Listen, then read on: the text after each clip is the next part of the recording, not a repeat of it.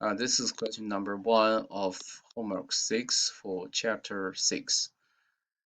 Somerville Incorporation is considering an investment in one of the two common stocks. Given the information in the pop-up window, which investment is better based on the risk?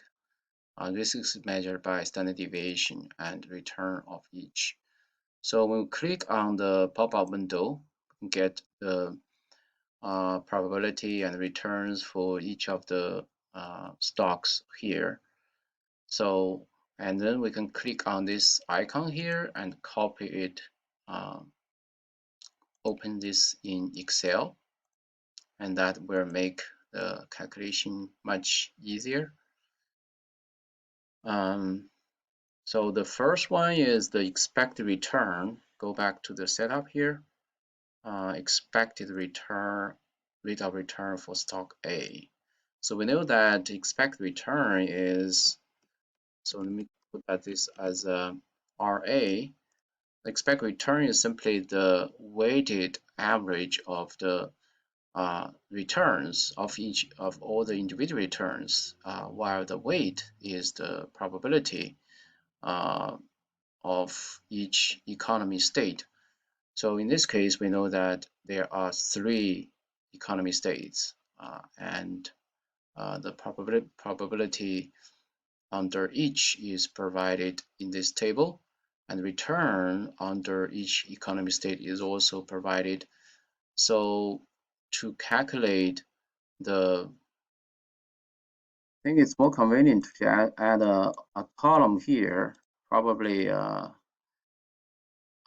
maybe just two columns, or maybe just one. And then the column here is the probability times return, just to calculate its product. So it's going to be the probability times return, and then we can just that's the why using Excel is very convenient.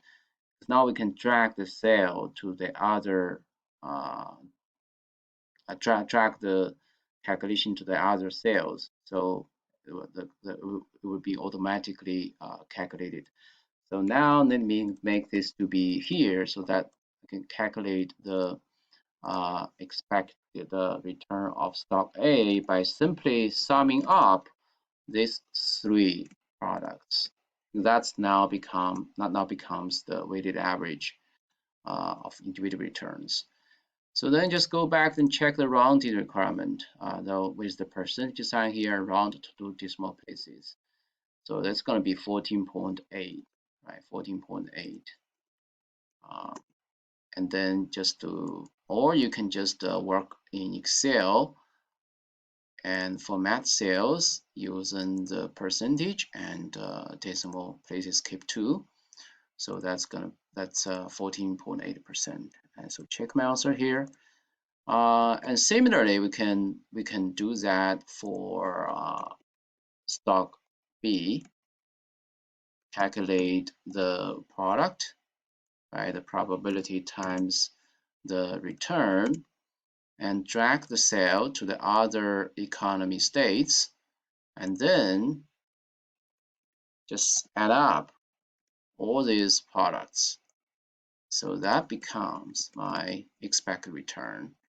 So just format cells and make sure it conforms with the rounding requirement, 10.8%.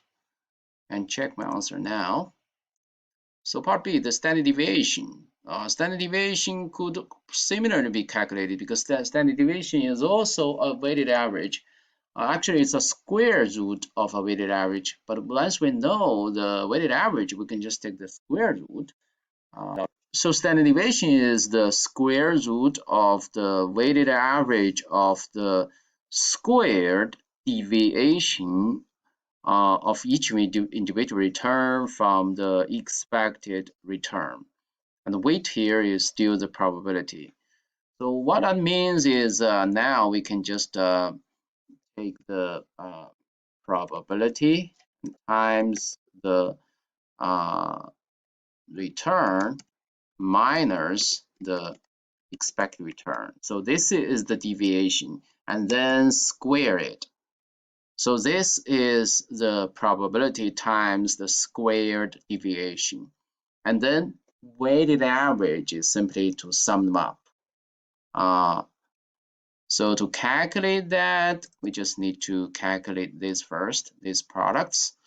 So it's going to be the probability times, and the return is right here, and minus the expected return is right here.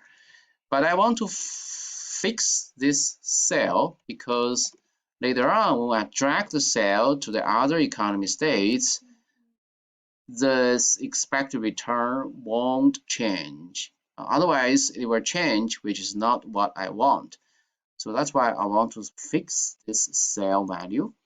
So far, this return minus the expected return, this is the deviation. And then just take the square of that. This is the squared deviation. And then that's basically what I'm calculating here times the probability. So then just drag the cell to the other economy states and then sum them up. Okay, so that's the STD A. This is simply the sum up. This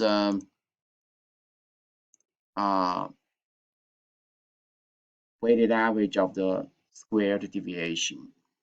And once, actually after that, we need to take the square root, right? Sum of the three values here is the weighted average of the squared deviation, but then we need to take the square root of that to calculate the standard deviation. So SQRT is the square root function in Excel, and then just put all this into the bracket or parentheses, and then we are done. And then just format the cell, and according to the rounded requirement, still in percentage and round to two decimal places. So same as the expected return. So 3.25, that's basically 3.25. So check my answer. Nice work. So finally, the standard deviation for stock B can be similarly calculated.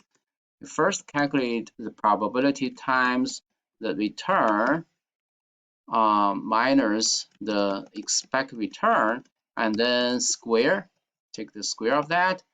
So it's going to be the probability times and then the return minus the expected return, and then similar to the calculation of the standard deviation of the stock A, we want to fix this cell value because later on when I drag the cell to the other economy states, I don't want this value to change. And then so far, this is the deviation, and then after that, I just take the square of it. So, and then just drag the cell to the other economy states, and this standard deviation of stock B will be the sum of these four values. And then don't forget to take the square root of this. So then we can easily finish this. So, and then format cell to make it to be in percentage and round to two decimal places. So this gives me 6.85. 6.85, 6.85. So now when we observe these two stocks, right? Stock A has 14.8% expected return, and stock B has lower expected return, is only 10.88%.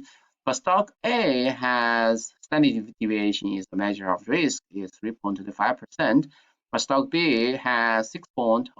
First answer. This is bear down.